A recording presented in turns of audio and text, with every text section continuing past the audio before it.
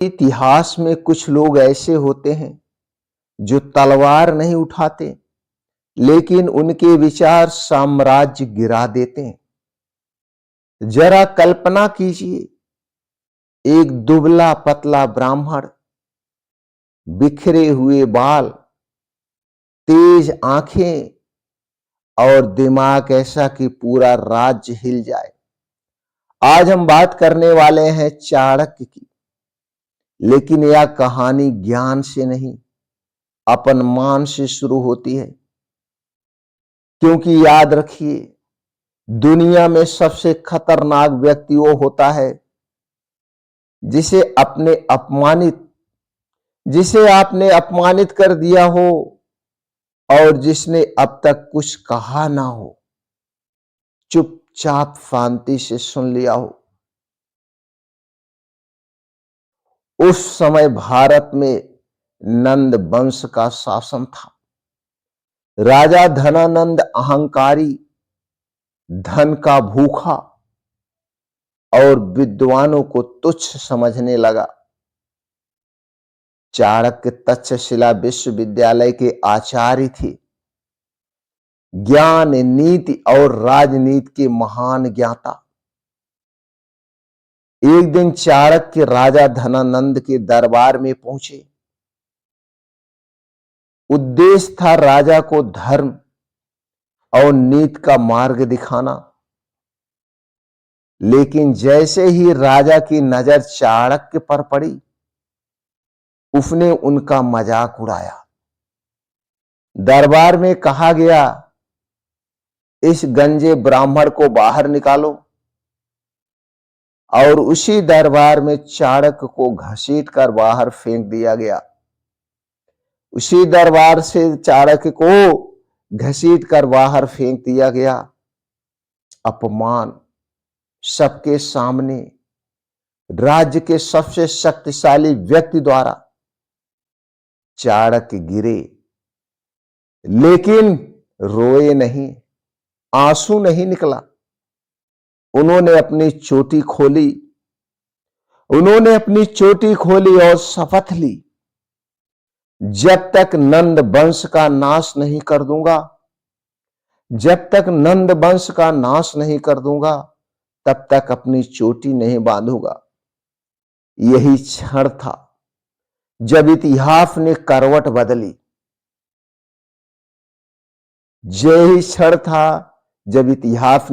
बदली। अब जानते हैं चाणक्य की पहली नीति। यहां चाणक्य हमें पहली और सबसे खतरनाक सीख देते हैं। अपमान का उत्तर तुरंत मत दो, उसे योजना में बदलो। कमजोर लोग गुस्से में जवाब देते हैं, मजबूत लोग चुप रहते हैं और चाणक्य जैसे लोग इतिहास लिखते हैं। उन्होंने न तलवार उठाई, न सेना बनाई। उन्होंने एक बालक को चुना जिसका नाम चंद्रगुप्त मौर्य। एक साधारण लड़का जिसे चाणक्य ने राजा बना दिया।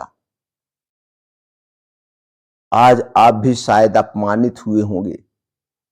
किसी बॉस ने नीचा दिखाया, किसी रिश्तेदार ने ताना मारा, किसी ने आपकी औकात गिनी।